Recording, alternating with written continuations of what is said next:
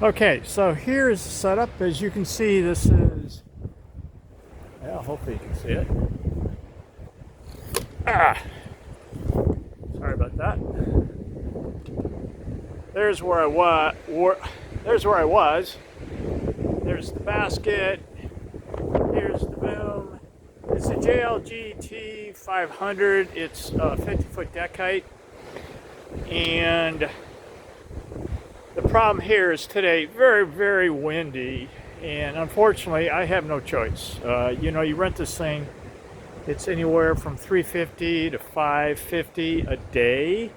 You can usually get a weekend rate, so that's what I did.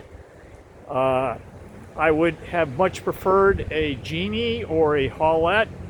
Here is the problem with a JLG. And if you look closely, you might see it. The problem is this boom and this boom move together. You cannot control them individually. So if you like your elevation, you just want to extend the boom, you can do that, but you can't control this up and down individually. And I find many times it is limiting. If you're working really high, it's not as big an issue, but if you're working in the mid-range, it can be. And like basically any towable boom, it is going to move forward as this goes up. It'll pitch up till it's just, where's our center point here? It's just about right here. And basically they move in unison. I had my nephew check to see is once this lower boom is fully up, if it will stop and this one keep going, and he couldn't see it do that. So most of them are electric. That's really, really, really nice. Nobody wants to hear that motor running, on and off, on and off, on and off. And plus using gas, it doesn't take much to charge them. It's 4 12-volt batteries.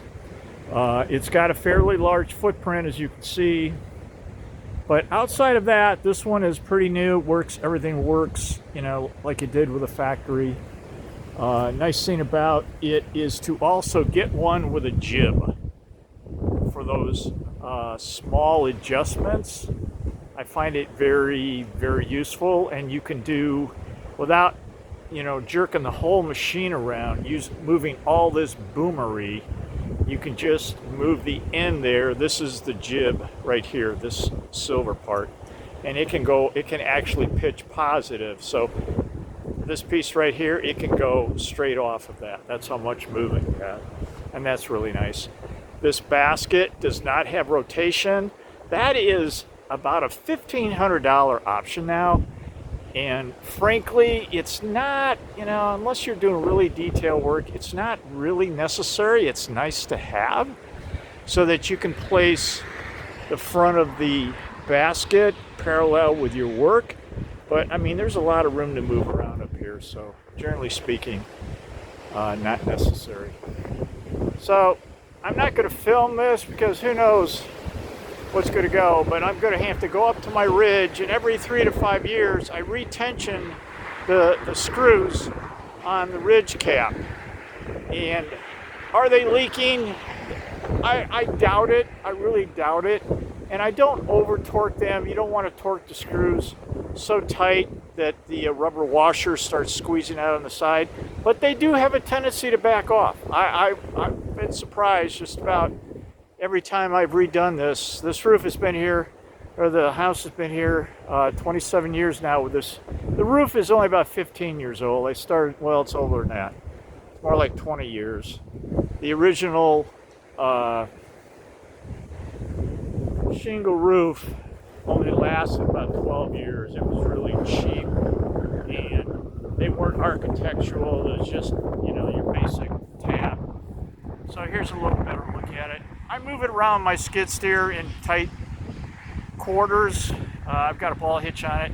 For close-in maneuvering, it works really, really well because doing this with a pickup truck as far as getting it exactly where I need it, because the more I turn to the right, the more this boom is going to want to move into this tree here. And I did trim it. It turns out I didn't need to. So now I'm kind of regretting that, because this tree is getting a little heavy to one side. And as you can see, the outriggers, you know, I wouldn't be able to extend them both in my tunnel here without having to go over.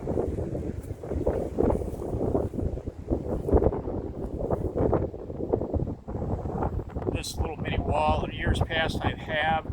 That's what this missing brick is down here, so that this outrigger would land out here somewhere. And basically with 50 feet of reach, depending on where you're reaching to, you don't need to do that. So, and where I am right now, it's going to be enough to get me up basically to the ridge. So before I move off from the chimney, what I'm also going to check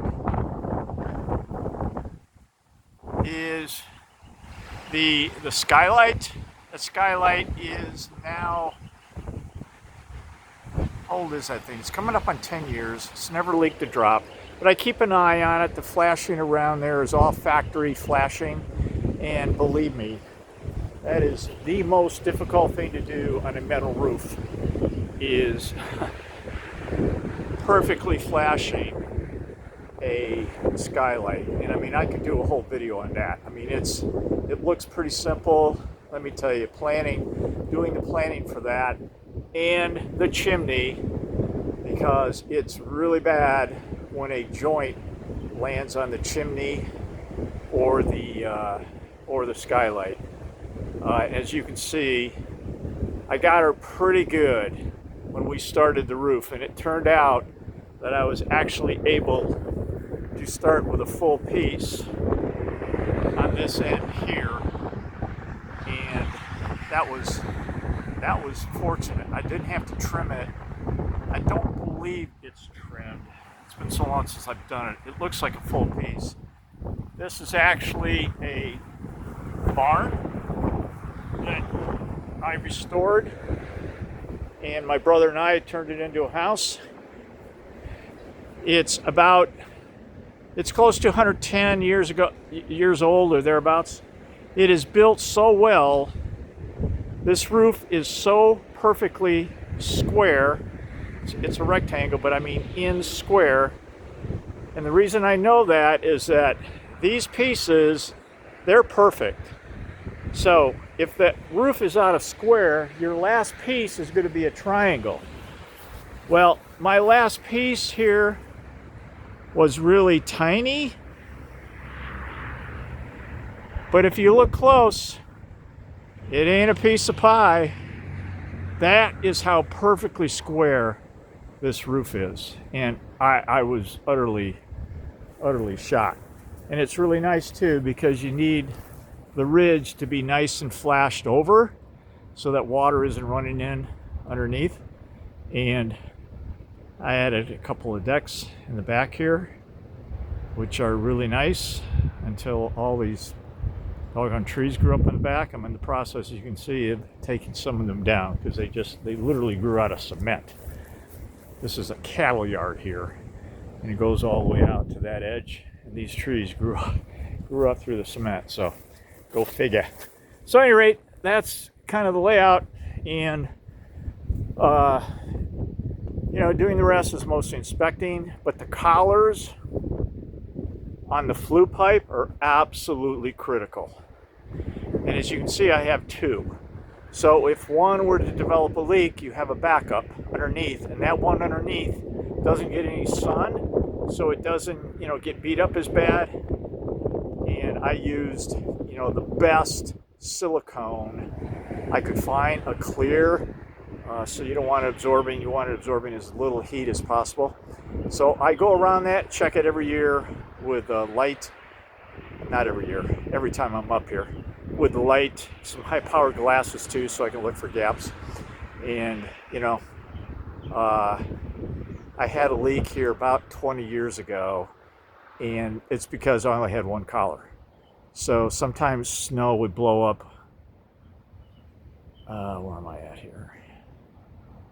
Would blow up underneath right there. And the bottom flashing is vented, and some snow can also blew into there. But outside of that, it has never leaked.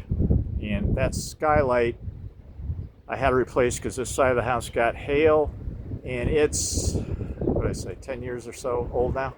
And it's an Anderson, never leaked a drop. So outside of that, in our last winter, well, here's what it did. It knocked every single snow block I had off except for what, 3? The ones up by the chimneys stayed in place, but it was a tough winter. So, okay, guys, thanks for watching. If you don't care, give me a thumbs up. Leave any comments in the comments section. God bless, and we'll see you next time.